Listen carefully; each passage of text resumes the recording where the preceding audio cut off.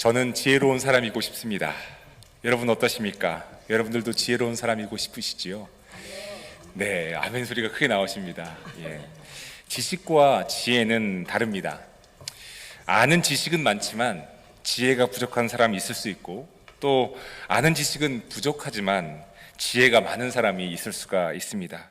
물론 가장 이상적인 것은 지식도 많고 지혜도 풍부하다면 좋겠지만 그렇지 않은 경우가 많이 있죠. 지식적인 면에서 아는 것이 많은 사람들이 있습니다. 우리가 척척 박사라고 뭐라도 물으면 아주 척척 알아내는 척척 박사들이 주변에 있지요. 그런데 지혜는 좀 다릅니다. 삶의 지혜는 지식이 많다고 해서 생기는 것도 아니고 지식이 없다고 해서 그렇다고 지혜가 없는 것도 아닙니다. 지식적인 면에서 보자면 오늘날에는 예전처럼 기억력을, 지식을 측정할 수 있는 척도로 삼을 수는 없는 것 같습니다. 여러분 구글이나 유튜브 같은 거를 찾아보면 웬만한 지식적인 면은 다 볼 수 있고요. 더욱이 요즘은 챗 GPT 여러분 많이들 쓰시지 않습니까? 가끔 이렇게 챗 GPT 써보면 AI는 모르는 것이 없습니다. 지식적으로는 부족한 면이 없는 세상이 된 것이죠. 하지만 지혜는 다릅니다. 지혜는 지식을 통해 얻을 수 있는 것이 아닙니다. 물론 지식과 지혜가 전혀 무관하다고 할 수는 없지만 지식이 지혜와 반드시 정비례해서 가는 것은 아닙니다. 사회적으로 큰 무리를 일으키는 사람들, 작은 무리가 아니라 큰 무리를 일으키는 사람들을 보면 대부분 누구입니까? 지식 수준은 굉장히 높은데 지혜가 부족한 사람들이 대부분의 큰 무리를 일으키는 사람들 아닙니까? 지식이 부족해서 생기는 문제가 아니라 지혜가 부족해서 생기는 문제인 경우가 많이 있습니다. 예수 믿는 사람들은 지혜로워야 합니다. 이럴 때 또 아멘 하셔야죠. 예수 믿는 사람은 당연히 지혜로워야 합니다. 예수 믿는 사람이 지혜롭지 못하고 어리석으면 예수님을 믿는다고 하는 것의 의미가 희석되고 맙니다. 예수 믿는 사람이 더 지혜로워야 되지 않겠습니까? 복음을 믿는데 삶이 어리석음으로 가득 차 있다면 무언가 잘못 믿는다는 것을 의미합니다. 복음이 삶의 지혜, 삶의 능력이어야 하는데 그러지 못하다고 하는 것은 복음을 일상에서 받아들인 것이 아니라 머리로만 받아들인 것일 수밖에 없습니다. 자, 그렇다면 교우 여러분, 어떻게 하면 지혜를 얻을 수 있을까요? 어떻게 해야 지혜로운 사람이 될 수 있을까요? 어떻게 하면 지혜로운 인생을 살 수 있겠습니까? 저는 오늘 여러분과 함께 성경 말씀을 통해 지혜로운 사람, 지혜로운 인생에 대한 말씀을 나누고자 합니다. 말씀 가운데 지혜의 영이신 성령님께서 우리 모두와 함께 하시기를 간절히 바랍니다.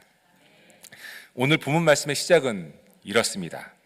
그러므로 여러분은 어떻게 살아가야 할지를 살피십시오. 지혜롭지 못한 사람처럼 살지 말고 지혜로운 사람처럼 살아야 합니다. 말씀은 우리에게 어떻게 살아가야 할지를 살피라고 권고하고 있습니다. 살펴보라고 이야기하고 있지요. 살핀다라고 하는 것은 주관적인 입장에서 나의 삶을 돌아보는 것이 아니라 객관적인 입장에서 내 삶을 돌아보는 것을 의미합니다. 어떻게 살아가야 할지를 살핀다는 것은 삶의 방법에 관한 말씀입니다. 방법이라고 하면 왠지 자연적이지 않고 인위적인 것처럼 느껴질 수도 있지만 삶에서의 방식은 매우 중요합니다. 각자의 삶 속에서의 프로토콜은 굉장히 중요합니다. 우리가 메소디스트 아닙니까? 방법론자들입니다. 사실요. 예수를 믿을 때 그냥 무작정 믿는 것이 아니라 메소디스트, 방법론자처럼 믿는 거죠. 뭘 정해놓고 믿는 겁니다. 예를 들어서 우리 교회가 정오에 1분 정오 기도합시다. 방법이죠. 아침에 성경을 읽읍시다. 방법입니다. 하루에 1시간씩 기도해야 됩니다. 방법이죠. 삶의 방식을 갖는다라고 하는 것은 굉장히 중요한 부분입니다. 지혜로운 사람은 삶의 목적이나 삶의 지향점에만 마음을 두는 사람이 아니죠. 한 걸음 한 걸음 삶의 방법에도 마음을 두는 사람, 이 사람이 사실은 굉장히 지혜로운 사람이라고 할 수가 있습니다. 그래서 말씀은 어떻게 살아가야 할지를 살피라고 하는 겁니다. 내가 오늘 몇 시에 일어났지? 내가 오늘 성경을 얼만큼 읽었지? 내가 기도 생활을 어떻게 했지? 살피라고 하는 거죠. 그리고 그렇게 살피는 사람이 지혜로운 사람이라고 말씀하고 있습니다. 지혜롭지 못한 사람처럼 살지 말라고 말씀하고 있는데요, 지혜롭지 못한 사람은 삶의 방법을 전혀 신경 쓰지 않는 사람입니다. 지혜로운 사람은 삶의 방법, 어떻게 살지를 살피는 사람인 것이지요. 말씀은 계속 이렇게 이어지고 있습니다. 세월을 아끼십시오. 때가 악합니다. 그러므로 어리석은 자가 되지 말고 주님의 뜻이 무엇인지를 깨달으십시오. 어떻게 사는 것이 지혜로운 삶인지에 대한 방법을 이렇게 살펴본 후에 우리가 아껴야 할 것은 시간이라고 말씀하고 있죠. 여러분, 지혜로운 사람과 어리석은 사람의 차이가 뚜렷하게 분명하게 나타나는 부분이 있는데, 여러분 그것이 무엇인지 아십니까? 그것은 바로 시간을 어떻게 사용하느냐 하는 부분입니다. 지혜로운 사람과 어리석은 사람의 시간을 사용하는 것을 보면 확연히 구분이 차이가 나는 것을 볼 수가 있습니다. 지혜로운 사람은 시간을 아낍니다. 어리석은 사람은 시간을 아끼지 않지요. 그런데 여러분 오해하지 마시기 바랍니다. 항상 부지런하게 시간을 보내는 것이 반드시 지혜로운 삶이라고 드리는 말씀이 아닙니다. 아무것도 하지 않고 쉴 수 있는 것도 때로는 지혜로운 삶이지요. 여러분, 한국 사람들은 쉰다는 것에 대해서 조금 부정적인 시각을 가지고 있는 경향이 있는 것 같습니다. 논다라고 하는 것이 그리 좋게 보이지 않는 그런 마음을 갖고 있는 경향들이 있습니다. 근대화, 산업화라고 하는 시대적 상황, 즉 부지런해야 한다라고 하는 사회적 분위기와 상황에 영향을 받은 면이 있는 것 같습니다. 하지만 세월을 아낀다라고 하는 것이 쉬지도 말고 놀지도 말고 무조건 부지런히 일만 하라는 말씀은 아닙니다. 쉬기도 잘 쉬어야 하고 휴가도 잘 갔다 와야 합니다. 다만 세월을 아끼면서 우리는 주님의 뜻이 무엇인지를 깨달아야 하죠. 시간을 아끼는 것이 목적이 아니라 이 말씀의 이 중심은 주님의 뜻을 깨닫는 것이 중심입니다. 무엇이 주님께서 원하시는 것인지 이 시간 속에서 주님의 뜻을 깨달아 하는 것. 허송세월을 보내지 말고 너희를 향한 주님의 뜻을 알라고 말씀은 전하고 있습니다. 주님의 뜻을 아는 것은 중요합니다. 주님의 뜻을 알면 그대로 하려고 할 수가 있기 때문이죠. 주님의 뜻이 도대체 무엇인지 모르겠어요. 그래서 무엇을 해야 될지 모르겠다라고 우리가 말할 때가 있지 않습니까? 그렇기 때문에 주님의 뜻을 알면 그래도 주님의 뜻을 행할 수 있는 마음이 생기죠. 그렇기 때문에 주님의 뜻을 아는 것은 중요합니다. 그럼 구체적으로 말씀은 무엇이 주님의 뜻이라고 우리에게 말씀하고 있나요? 이에 오늘 본문 말씀은 이렇게 말씀하고 있습니다. 술에 취하지 마십시오. 거기에는 방탕이 따릅니다. 성령의 충만함을 받으십시오. 어떤 충만함을 받으라고요? 성령의 충만함을 받으라고 말씀하고 있습니다. 주님의 뜻이라고 하면서 하는 말씀이 술에 취하지 마십시오. 거기에는 방탕이 따릅니다. 성령의 충만함을 받으십시오라고 말씀하고 있죠. 이 구절에는 두 가지 상반된 말씀을 하고 있습니다. 하나는 술에 취하지 말라는 것, 또 다른 하나는 뭡니까? 성령의 충만함을 받으라는 것. 그런데 사실 이 두 가지는 전혀 다른 것 같으면서도 같은 면이 있습니다. 술에 취해 보신 적이 있으신 분이 여기에는 아무도 안 계실 것 같기 때문에 저의 개인적인 경험을 말씀드리겠습니다. 오해하지 마시기 바랍니다. 제가 목사가 되기 훨씬 전 일입니다. 대학을 다닐 때입니다. 저는 사실 술을 못 마시는 체질입니다. 알코올 분해 효소가 제 몸에 없기 때문이죠. 그럼 제가 술을 못 마시는 체질이라는 것을 어떻게 알았을까요? 저는 대학교 때 친구들과 여행을 가서 술을 마신 적이 있습니다.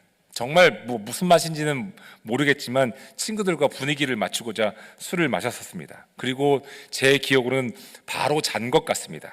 그런데 아마 현실은 그렇지 않았던 모양입니다. 다음날 아침에 친구들이 하는 말이 제가 술을 2잔을 마신 후에 같은 말을 또 하고 또 하더랍니다. 그래서 친구들이 제가 술 2잔에 취했다는 것을 알고 바로 못 마시게 하고 잠을 자도록 이불 속으로 저를 이렇게 밀어 넣었다는 말을 들었습니다. 저는 기억이 나지 않습니다. 그런데 그렇게 제가 했다는 것이죠. 술을 마신 후에 그렇게 같은 말을 반복하게 했던 것은 저의 의지입니까? 아니면 알코올의 힘입니까? 알코올이죠. 술의 힘이죠. 저는 기억이 나진 않지만 제 의지가 아닌 술의 힘으로 주사 아닌 주사를 부린 것이죠. 여러분, 성령, 하나님의 영도 마찬가지입니다. 본문 말씀은 우리에게 성령의 충만함을 받으라고 말씀하고 있습니다. 성령의 충만함을 받은 경험이 여러분 있으십니까? 성령의 충만함을 받으면 여러분 어떻게 되지요? 성령의 충만함을 받으면 내 의지로 살게 됩니까? 성령님의 의지로 살게 됩니까? 성령님의 의지로 살게 되지요. 이것을 성령에 취했다라고 표현할 수 있습니다. 하나님의 영이 내 삶 가운데 충만하면, 내가 성령에 취하면 내 의지가 중요하지 않습니다. 내 목적이 중요하지 않습니다. 내 생각을 고집부릴 이유도 없습니다. 성령님이 내 안에 충만하면 내 의지가 아닌 성령님의 의지를 따라 살게 됩니다. 교회 여러분, 이것이 지혜로운 인생인 것입니다. 내 의지로 사는 인생은 지혜로운 인생이 아닙니다. 성령님의 의지로 사는 인생, 그 인생이 지혜로운 인생인 것이죠. 왜 그렇습니까? 내 의지가 아니라 성령님의 의지로 사니 당연한 것이죠. 하나님으로 인정하는 삶을 살게 되기 때문에 당연한 것이죠. 지혜의 영이신 성령님께서 나와 함께 하시고 지혜의 영이신 성령님께서 나의 삶을 인도하시니 당연히 저는 지혜로운 사람이고 당연히 저는 지혜로운 인생을 살게 되는 것이지요. 누구 때문에요? 성령님 때문에. 그렇기 때문에 성령의 충만함을 받으라고 성경은 우리에게 말씀하고 있는 것이지요. 지혜로운 사람은 성령의 충만함을 받으며 사는 사람입니다. 여러분 아멘이십니까? 지혜로운 가정은 성령의 충만함이 가득한 가정입니다. 지혜로운 교회는 성령의 충만함이 가득한 교회입니다. 교회 여러분, 그럼 제가 여쭙겠습니다. 여러분들은 지혜로운 사람들이십니까? 여러분들의 가정은 지혜로운 가정인가요? 우리 교회는 지혜로운 교회입니까? 이 질문은 성령의 충만함을 받았는가 하는 질문입니다. 저는 여러분 모두가, 여러분들의 가정이, 그리고 우리 교회가 성령의 충만함으로 지혜가 가득하기를 간절히 바랍니다. 성경은 우리에게 지혜롭지 못한 사람처럼 살지 말고 지혜로운 사람답게 살아야 한다고 말씀하고 있습니다. 성령님의 충만함 없이, 다른 말로 성령님과의 동행 없이 지혜롭게 살 수가 없습니다. 성경은 술에 취하지 말라고, 거기에는 방탕이 따른다고 말씀하고 있습니다. 저는 여기에서 술이라고 하는 화학 성분이 알코올인 것에 한정하여 이 말씀을 해석하고 싶지는 않습니다. 다만 술이라고 표현되는 세상의 환락과 방탕함에 마음을 두어서는 안 됩니다. 성령이 아닌 세상에 취해서는 안 됩니다. 세상에서 말하는 성공, 부귀, 명예, 영화, 권력 등에 취해서는 안 됩니다. 왜 그렇습니까? 그러한 것들은 어리석은 것들, 부질없는 것들이기 때문에 그렇습니다. 평생을 이러한 세상의 것에 취해 사는 것만큼 어리석은 일이 없다라고 하는 것이죠. 세월을 아껴야 합니다. 때가 악합니다. 이러한 세상의 것에 취할 것이 아니라 우리는 성령의 충만함을 받아야 합니다. 성령에 취해야 합니다. 아멘이십니까, 여러분? 제가 술을 세상의 환락과 방탕함으로 표현하긴 했지만 믿는 사람으로서 술 자체도 사실 여러분 조심해야 합니다. 안 취할 만큼 마시면 된다고 말씀하실 수도 있습니다. 안 취할 만큼 마시면 되지 않느냐고.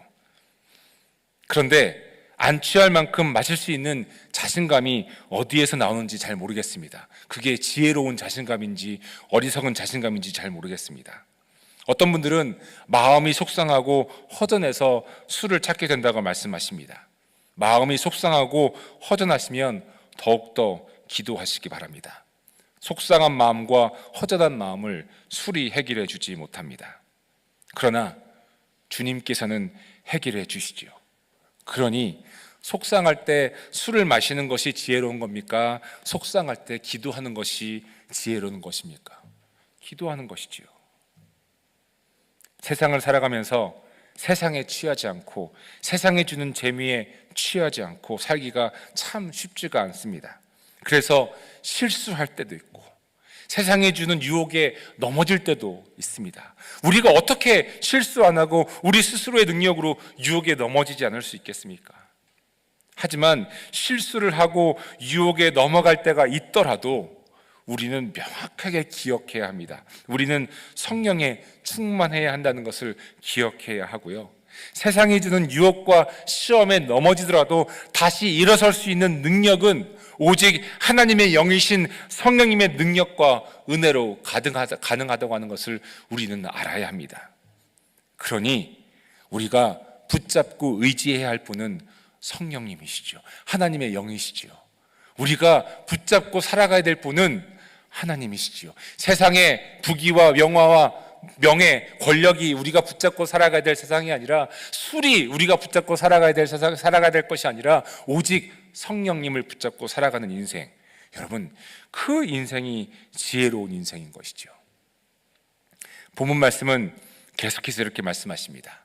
시와 찬미와 신령한 노래로 서로 화답하며, 여러분 서로 화답하라고 이야기하고 있습니다. 보통 시와 찬미와 신령한 노래로 하나님께 영광 돌리고 이렇게 말하는 게 자연스러운 것 같은데 말씀은 뭐라고 이야기하냐면 시와 찬미와 신령한 노래로 서로 화답하고 여러분의 가슴으로 주님께 노래하며 찬송하십시오. 모든 일에 언제나 우리 주 예수 그리스도의 이름으로 하나님 아버지께 감사를 드리십시오. 에베소서에서 이렇게 말씀하는 이유가 있습니다. 이것은 초대교회의 특징이었기 때문에 그렇습니다. 시와 찬미와 신령한 노래로 서로 화답하는 모습이 사실 초대교회의 모습이었습니다. 초대교회는 삶의 여건이 어떠하든 예수님의 부활을 경험한 엄청난 경험으로 인해 초대교회 교인들이 모일 때마다 시와 찬미와 신령한 노래로 서로 화답했습니다. 그리고 진심으로 주님께 찬송을 드렸지요. 그리고 일어난 일들에 대해 언제나 예수 그리스도의 이름으로 하나님 아버지께 감사를 드렸습니다. 이것은 삶의 여건과 무관했습니다. 삶의 여건은 힘들고 어려웠습니다. 초대교회 교인들은 같은 동족인 유대인들로부터 손가락질을 받았으며 로마 제국으로부터 박해를 받았습니다.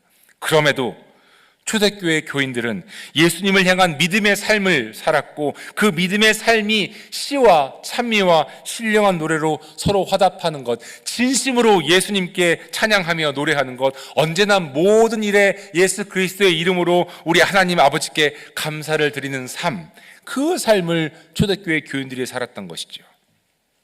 에베소서는 초대교회 교인들이 그렇게 못하고 있어서 그렇게 하라고 말씀하고 있는 것이 아니라 계속 그렇게 살으라고 이야기하고 있는 것이죠. 그리고 그것이 성령의 충만함이라고 말씀하고 있는 것입니다. 성령의 충만함을 받으십시오 라고 하시면서 하시는 말씀이 무엇입니까? 시와 찬미와 신령한 노래로 서로 화답하고 감사함으로 하나님 예수님께 진심으로 가슴으로 노래드리고 모든 일에 예수 그리스도의 이름으로 하나님 아버지께 감사를 드리십시오. 이것이 성령의 충만한 삶이라고 하는 것이지요.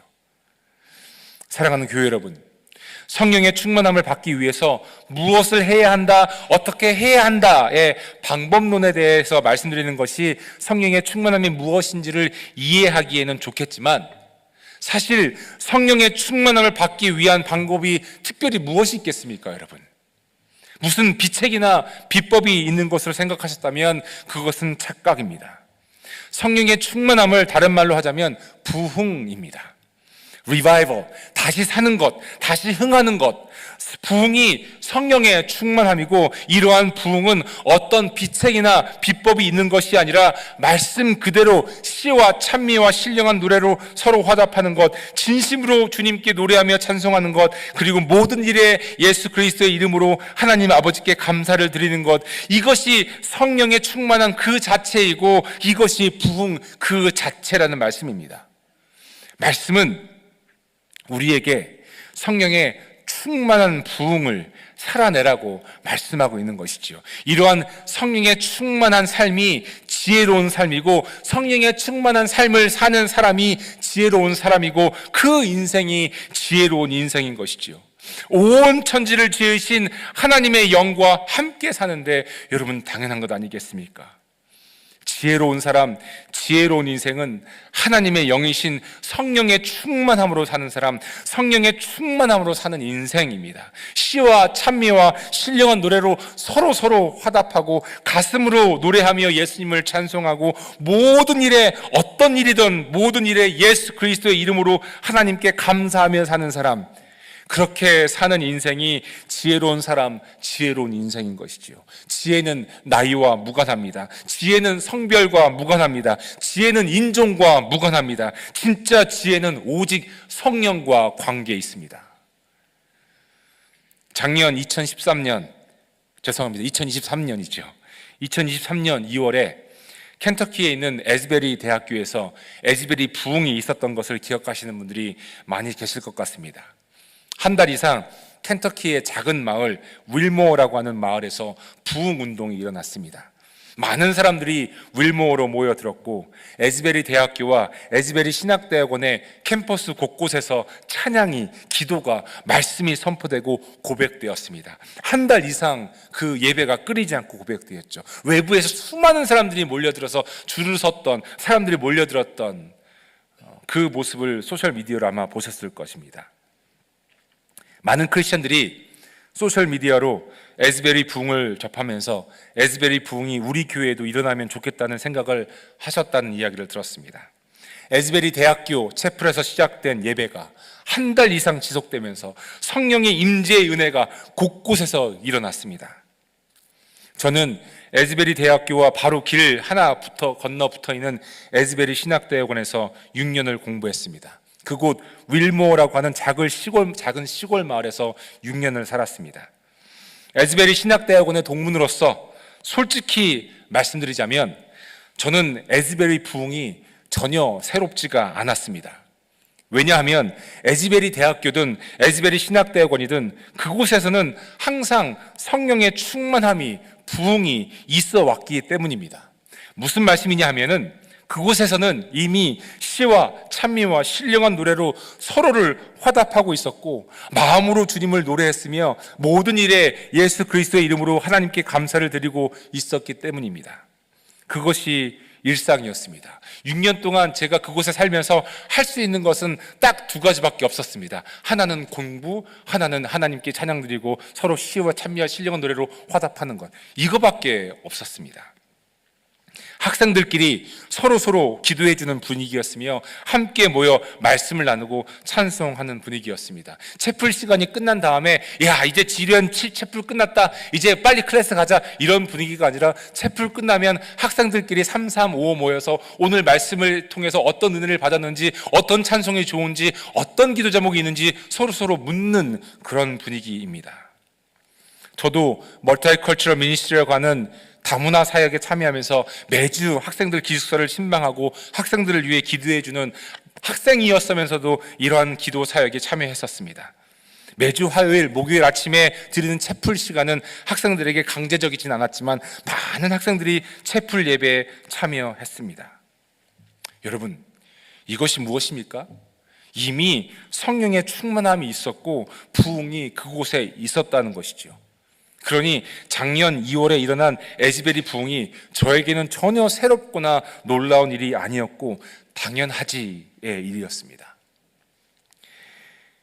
우리 교회에 이런 성령의 충만함이 있기를 원하십니까, 여러분? 아멘. 여러분들의 가정에 이러한 성령의 충만함이 있기를 원하십니까? 아멘. 여러분들의 일상에 이러한 성령의 충만함이 있기를 간절히 소망합니다. 예배 끝난 후 교우들과 함께 기도 제목을 나누고 기도해 보십시오. 말씀의 깨달음을 나누어 보십시오. 서로 시와 찬미와 신령한 노래로 화답해 보십시오. 진심으로 예수님께 찬양을 드려 보십시오. 모든 일에 예수 그리스도의 이름으로 하나님께 감사해 보십시오. 여러분들의 가정에서도 마찬가지고요, 우리 교회에서도 마찬가지입니다. 예배 끝난 후에 빨리 어디 가야 돼 하고 씩 이렇게 가는 것이 아니라, 예배 끝난 후에 누구 만나가지고 그냥 누구 다른 사람 얘기 이렇게 하는 것이 아니라, 예배 끝난 후에 오늘 밥이 맛있네 맛이 없네 이런 얘기가 아니라, 물론 필요하겠지만요, 그런 얘기도요. 그런데 예배 후에 하나님께서 주시는 마음이 어떤지, 하나님께서 주시는 감동이 무엇이었는지 여러분 나눠 보시기 바랍니다. 주중에 제가 이메일을 하나 받았습니다. 속회 모임 후에 속회를 통해서 받은 은혜를 저에게 이메일로 전해주시는 감사한 이메일이었습니다. 여러분, 그것이 무엇입니까? 그 이메일을 받는 저는 마음이 어떻겠습니까? 성령의 부흥이, 감동이 저에게 오는 거죠. 여러분, 그런 것 아닙니까? 속회가 모여서 이야기 나눌 때 말씀에 대한 이야기, 기도에 대한 이야기, 서로 기도 제목을 나누고 서로 기도하고 시와 찬미와 신령한 노래로 서로 화답해 주는 속회. 성경 공부 모임도 마찬가지고요, 우리 교회 모임도 마찬가지고요, 여러분 가정에서도 마찬가지입니다. 자녀들과 남편과 아내가 서로 이야기할 때도 시와 찬미와 신령한 노래로 서로 화답하는 것, 여러분 이것이 무엇입니까? 부흥을 위한 방법이 아니라 그거 자체가 부흥이라는 것입니다. 여러분, 저는 우리 교회에 이러한 성령 충만함의 역사가, 이러한 부흥의 역사가 충만하기를 원합니다. 아멘. 그러기 위해서는 여러분들의 도움이 필요합니다. 모이셔서 기도 제목 나누시고, 모이셔서 찬송하시고, 모이셔서 시와 찬미와 신령한 노래로 서로 화답하십시오.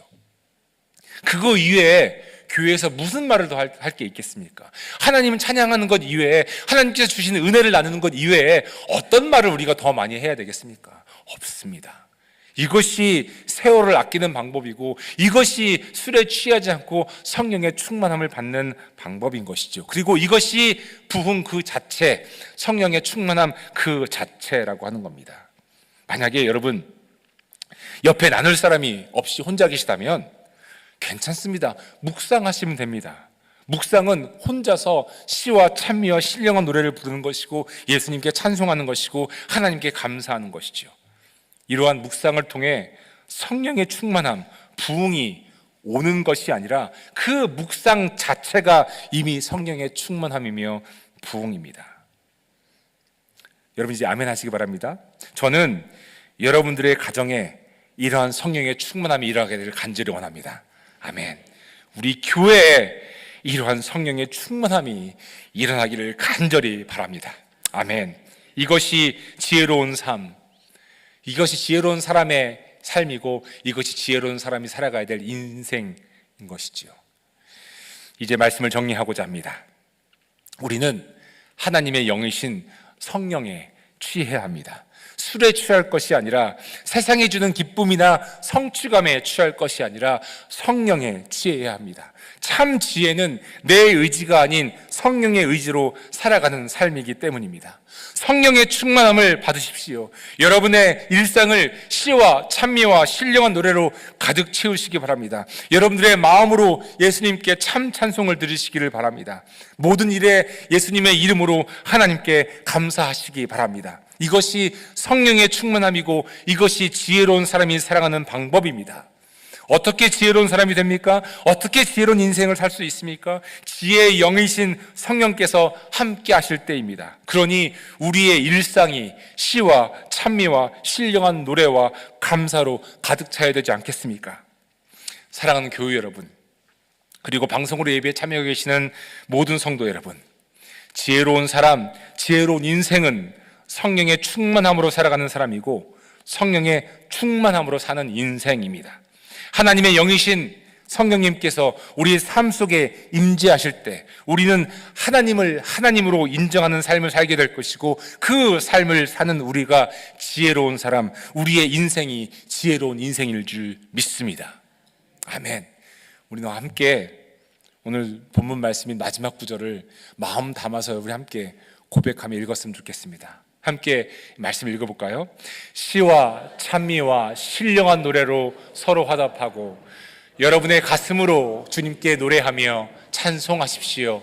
모든 일에 언제나 우리 주 예수 그리스도의 이름으로 하나님 아버지께 감사를 드리십시오. 아멘. 우리의 일상에서 이러한 성령의 충만함이 차고 넘치기를, 그래서 지혜로운 사람으로서 지혜로운 인생을 사는 저와 여러분 우리 모두가 되기를 주님의 이름으로 간절히 소망하며 축복해 드립니다.